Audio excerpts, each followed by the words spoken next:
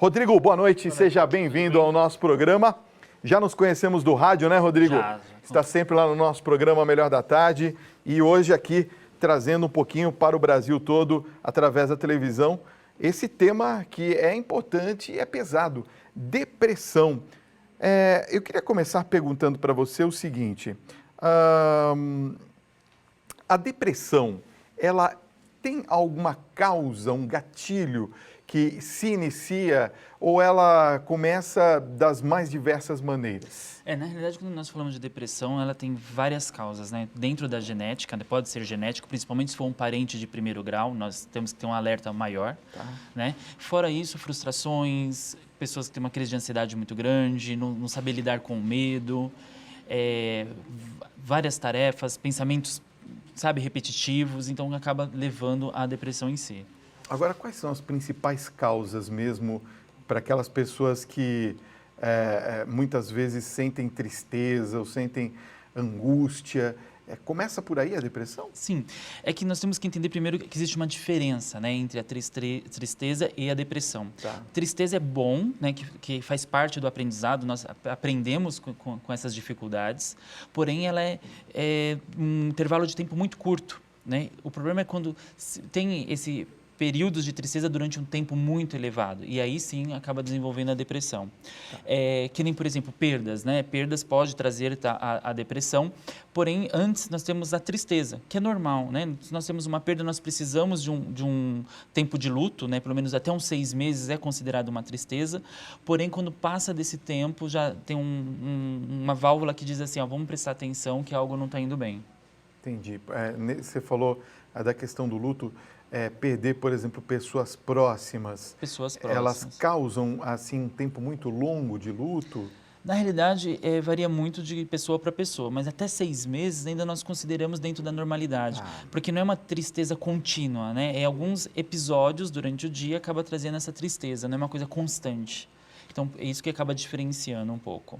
Pois é, lá na rádio, a gente faz aquela oração no final do programa, você já nos acompanhou algumas vezes, e tem muita gente, nessa semana, gente, 2 pessoas pediram para que eu rezasse por almas de pessoas que, por causa da depressão, acabaram se suicidando.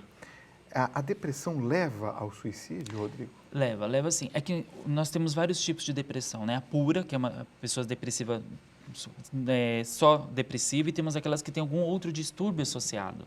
E aí, com esse distúrbio associado, o que acaba acarretando o suicídio ou não, seja um transtorno bipolar, né? Transtorno de humor, alguma coisa assim, acaba acelerando o processo e fazendo com que isso ocorra. E, infelizmente, a estatística está cada vez maior em relação ao suicídio ligado à depressão.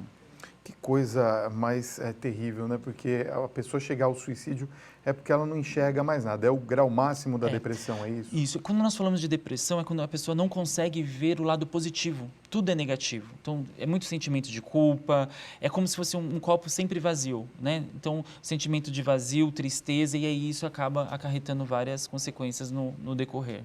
Jovens e crianças podem ter depressão? Sim, pode. Quando nós falamos de depressão, eu estou depressivo hoje, entrei numa depressão. Provavelmente a depressão já vem num quadro de uns 10 anos para trás, né? Nós tivemos uma válvula de escape que fez com que os sinais e sintomas tivessem uma força maior, mas já tem um histórico anterior que acaba dizendo o que acometeu a depressão. O estilo de vida que nós estamos tendo hoje, né, pensamentos muito acelerados, crises de ansiedades, muitas tarefas no dia a dia e muita limitação em trabalhar com a frustração, né, não saber lidar com a frustração, acaba fazendo com que os jovens e as crianças acabam acometendo um período de depressão. Na escola pode ser por bullying, seja lá por uma perda, pais estão se separando, adolescentes, quando estão entrando na fase adulta, não saber lidar com algumas situações, aí acaba se isolando um pouco. Isso são motivos que pode acarretar uma depressão. Claro que eu vou perguntar sobre a questão do jogo Baleia Azul, não é? Que nós vimos aí recentemente crianças se mutilando e chegando a tirar a própria vida. É um caso característico de crianças depressivas? Sim, eu até tentei pesquisar um pouco de baleia azul, mas eu vi que tem algumas crendices e algumas verdades em relação a isso. Tá. O problema é que quando a pessoa está no processo depressivo, ela está muito vulnerável. E aí, se eu tenho uma pessoa que sabe se articular bem dessa necessidade, consegue fazer interferir na decisão do outro. Já que para ela ver tudo que é tudo um lado negativo, então ela consegue articular e achar uma válvula de escape para conseguir o que quer, interferindo na vida dessa pessoa. Vamos colocar uma situação aqui para a gente poder ajudar o telespectador, a telespectadora que nos acompanha. Vamos supor que a pessoa está com alguém que tem depressão na família. Qual que é o primeiro passo que essa pessoa tem que fazer? De que maneira ela pode lidar com essa situação em casa? Primeiramente, o preconceito. O preconceito é a pior barreira que nós temos, né? Tanto o preconceito da pessoa que está se sentindo depressiva, quanto dos familiares. Então, primeiro tem que quebrar esse preconceito. A partir do momento que quebrar esse preconceito, procurar um auxílio, né, de um profissional qualificado para tanto. Por quê? A família tem um papel muito fundamental no tratamento, porém ela não pode forçar algumas situações, né? É que às vezes as pessoas estão meio depressivas, nós falamos que é frescura, que não quer sair, e nós acabamos insistindo para sair, e às vezes não é bom, é prejudicial, porque nós estamos expondo a uma situação que a pessoa não está preparada naquele momento. Então, nós precisamos entender primeiro o que está acontecendo, ter o diálogo, conversar de uma forma sem preconceitos, para ver qual é a ação, né, a atitude melhor a lidar com isso. A nossa telespectadora pergunta quais são os sintomas da depressão. Tá.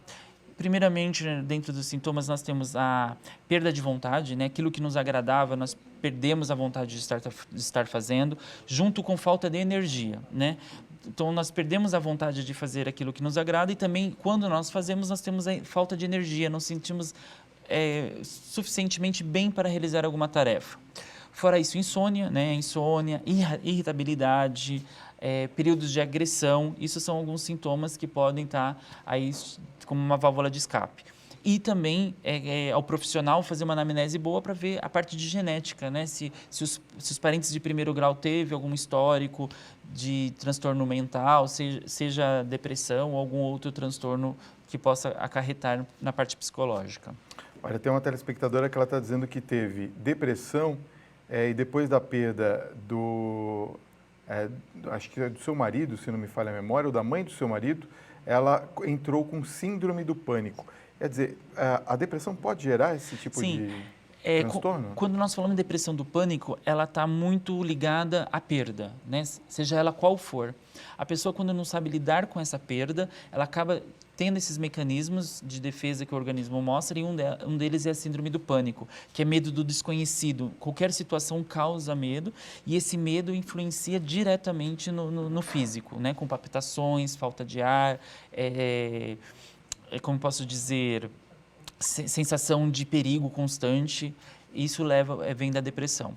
Mas também pode ter vindo a depressão, né, baseado por essa perda, ou a perda fez a depressão. Aí nós precisamos analisar de uma forma mais minuciosa.